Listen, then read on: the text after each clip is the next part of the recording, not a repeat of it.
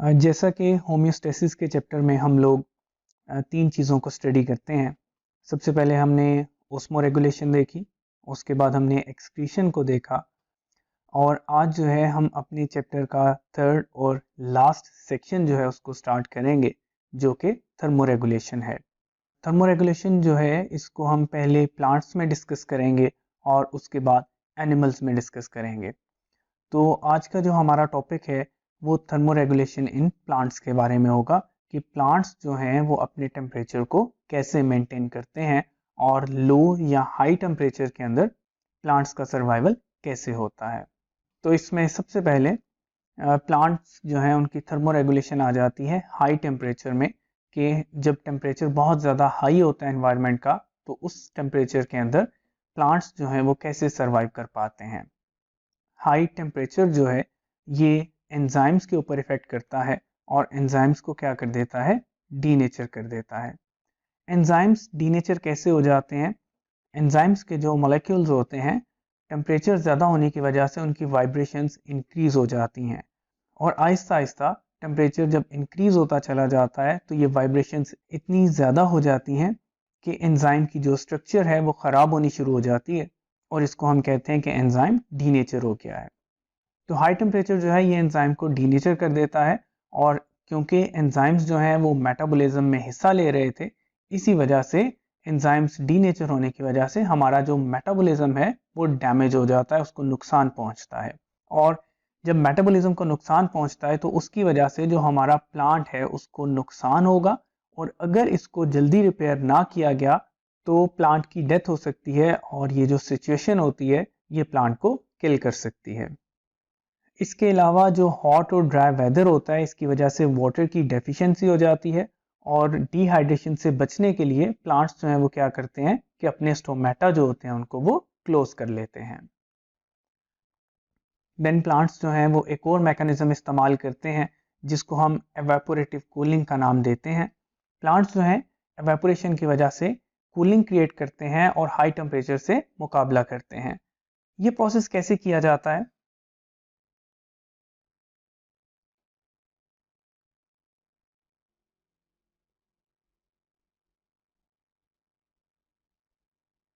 जैसा कि यहाँ पे हम एक ट्री को देख सकते हैं।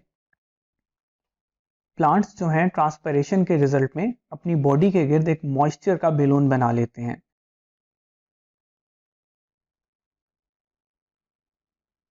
यहाँ पर जो वाटर ड्रॉपलेट्स होते हैं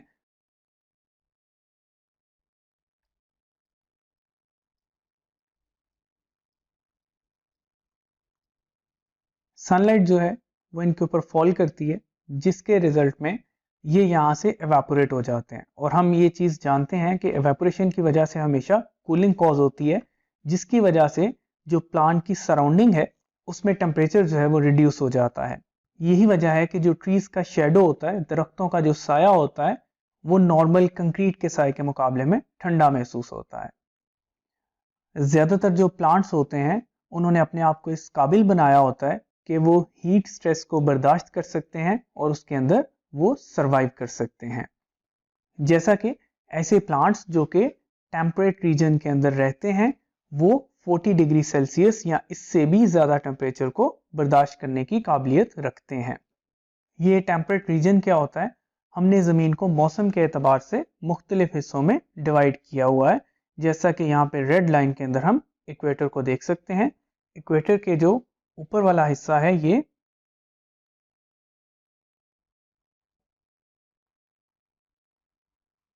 ट्रॉपिकल रीजन है। देन इसके ऊपर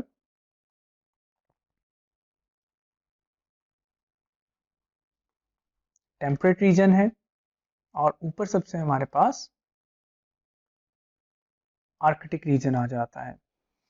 इसी तरह से इक्वेटर के नीचे भी सेम डिवीजन है।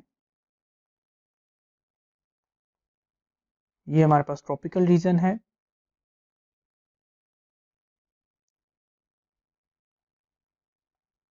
उसके नीचे हमारे पास टेम्परेट रीजन आ जाता है और सबसे नीचे हमारे पास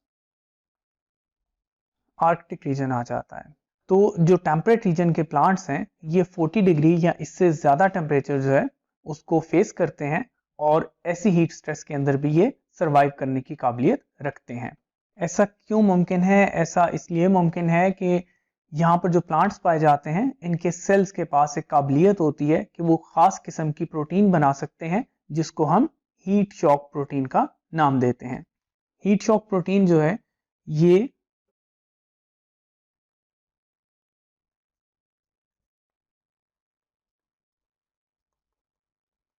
स्ट्रेसफुल कंडीशन के रिजल्ट में बनाई जाती है और इसका जो नेम होता है वो इसके मोलेक्युलर वेट के अकॉर्डिंग रखा जाता है। जैसा कि हमारे पास अगर हम एग्जाम्पल की बात करें तो हीट शॉक प्रोटीन 60 है, इसी तरह से HSP 70 और HSP 90 है। हीट शॉक प्रोटीन 60 जो है इसका मोलेकुलर वेट 60 होता है, 70 का वेट 70 होता है और 90 का वेट 90 होता है। ये मोलेकुलर वेट के एतबार से इनको नाम दिए जाते हैं। हीट शॉक प्रोटीन जो है इसका काम क्या होता है? हीट शॉक प्रोटीन जो है एंजाइम्स और दूसरी प्रोटीन्स को ये जगड़ के रखती है और उनको डीनेचर होने से बचा लेती है। जैसा कि मैंने आपको पहले भी बताया था कि टेम्परेचर ज़्यादा होने की वजह से मॉलिक्यूल की वाइब्रेशन ज़्यादा हो जाती हैं जिसकी वजह से एंजाइम डीनेचर हो जाते हैं। अब क्योंकि एंजाइम्स को इन प्रोटीन्स ने अपने साथ जगड़ के रखा होता है और इसके रिजल्ट में हमारे एंजाइम्स जो हैं वो डीनेचरेशन से बच जाते हैं। इसके बाद हम थर्मोरेगुलेशन देखेंगे लो टेम्परेचर में। ऐसे प्लांट्स जिनको लो टेम्परेचर का सामना होता है वो उससे कैसे मुकाबला करते हैं। ये चीज़ जानने से पहले हमें ये पता होना चाहिए कि लो टेम्परेचर्स कौन कौन सी प्रॉब्लम्स जो हैं वो प्लांट के लिए क्रिएट कर सकते हैं।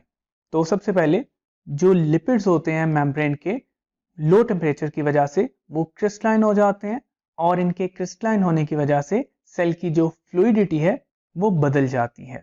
फ्लूइडिटी बदलने की वजह से जो सल्यूट्स हैं उनकी ट्रांसपोर्ट इफेक्ट होगी और मटेरियल्स जो हैं वो इजीली मेम्ब्रेन को क्रॉस नहीं कर सकेंगे। इसके अलावा जो मेम्ब्रेन के अंदर प्रोटीन्स मौजूद होती हैं उनकी स्ट्रक्चर भी इफेक्ट होती है और प्रोटीन चैनल्स भी इसकी वजह से इफेक्ट होंगे और अगेन यहाँ पर भी मटेरियल्स की जो ट्रांसपोर्ट है वो काफ़ी बुरी तरह से मुतासर होगी। ये जो सेल की फ्लूइडिटी चेंज हो रही है और प्रोटीन्स और लिपिड्स दोनों क्रिस्टलाइन हो गए हैं, इसकी वजह से मटेरियल्स अच्छे तरीके से पास नहीं कर सकेंगे और सेल का सर्वाइवल जो है वो मुश्किल होता चला जाएगा। ये जो प्रॉब्लम्स हैं इनका सोल्यूशन क्या है? प्लांट्स कैसे जो हैं वो लो टेम्परेचर को मैनेज करते हैं? तो सबसे पहले प्लांट जो हैं वो रिस्पॉन्ड करते हैं कोल्ड स्ट्रेस को। कैसे? वो इंक्रीज कर लेते हैं अनसैचुरेटेड फैटी एसिड्स को। ये जो अनसैचुरेटेड फैटी एसिड हैं ये प्लांट की मदद करते हैं कि उनकी जो मेम्ब्रेन होती है, प्लांट्स की जो मेम्ब्रेन होती है उसकी स्ट्रक्चर को मेंटेन करके रखते हैं लो टेम्परेचर पे और क्रिस्टल की जो फॉर्मेशन होती है वो नहीं होने देते, उससे प्लांट को बचा के रखते हैं। जितने अनसैचुरेटेड फैटी एसिड्स ज़्यादा होंगे उतना ही जो है वो क्रिस्टल फॉर्मेशन से बचा जा सकेगा और मेम्ब्रेन को महफूज रखा जाएगा। ये जो एडॉप्टेशन होती है इसके लिए टाइम रिक्वायर होता है और यही वजह है कि जो रैपिड चिलिंग होती है वो प्लांट के लिए ज़्यादा डेंजरस होती है किसके मुकाबले में? ग्रेजुअल ड्रॉप के मुकाबले में। इस पॉइंट को समझने के लिए हम दो कंडीशंस क्रिएट करते हैं। पहली जो कंडीशन है उसमें हमारे पास नेचुरल एनवायरनमेंट में समर जो है वो कन्वर्ट हो रहे हैं किस चीज़ में? विंटर में। नेचुरल एनवायरनमेंट में ऐसा नहीं होता कि गर्मियां एकदम से सर्दियों में तब्दील हो जाएं।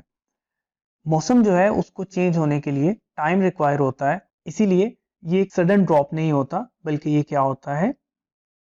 ये एक ग्रेजुअल ड्रॉप होता है और ये जो ग्रेजुअल ड्रॉप होता है इसके रिजल्ट में प्लांट को काफ़ी ज़्यादा टाइम मिल जाता है to make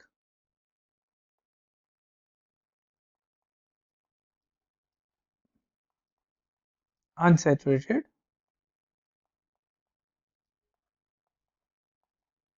fatty acids.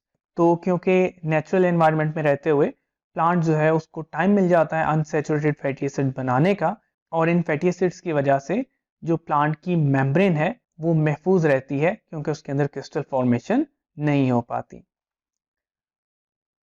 Second जो हमारा पॉइंट है उसमें हम ले लेते हैं, जो सेकेंड पॉइंट है इसमें हम ले लेते हैं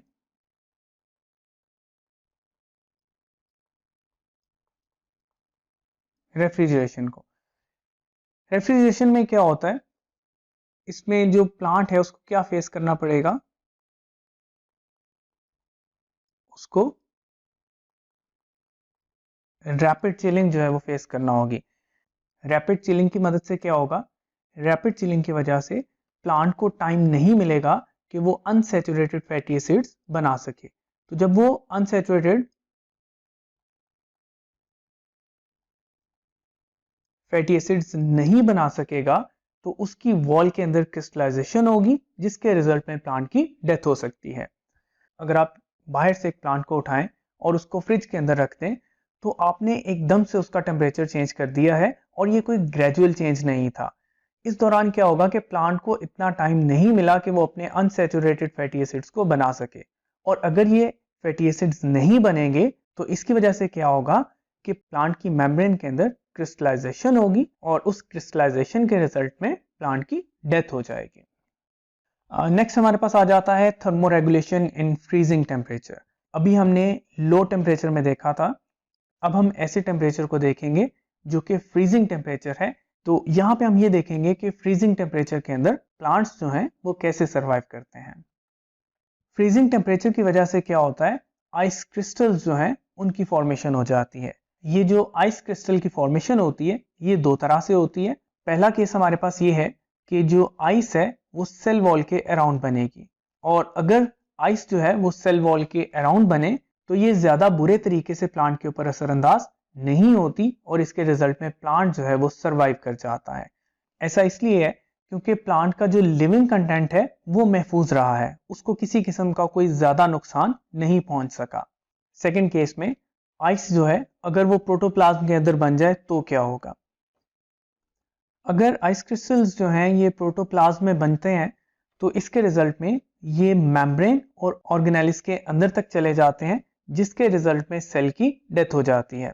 तो यहां से हम ये रिजल्ट निकाल सकते हैं कि अगर आइस जो है वो सेल वॉल तक रहेगी और प्रोटोप्लाज्म तक नहीं पहुंचेगी तो सेल सरवाइव कर सकता है, लेकिन अगर आइस क्रिस्टल्स प्रोटोप्लाज्म के अंदर बनना स्टार्ट हो गए तो सेल के लिए सरवाइव करना मुश्किल हो जाएगा। ऐसे प्लांट्स जो कि कोल्ड रीजन में रहते हैं जैसा कि ओक्स, मैपल्स और रोजेस, इनके अंदर एक और एडॉप्टेशन होती है कि ये अपनी सल्यूट की जो कंपोजिशन होती है उसको चेंज कर लेते हैं।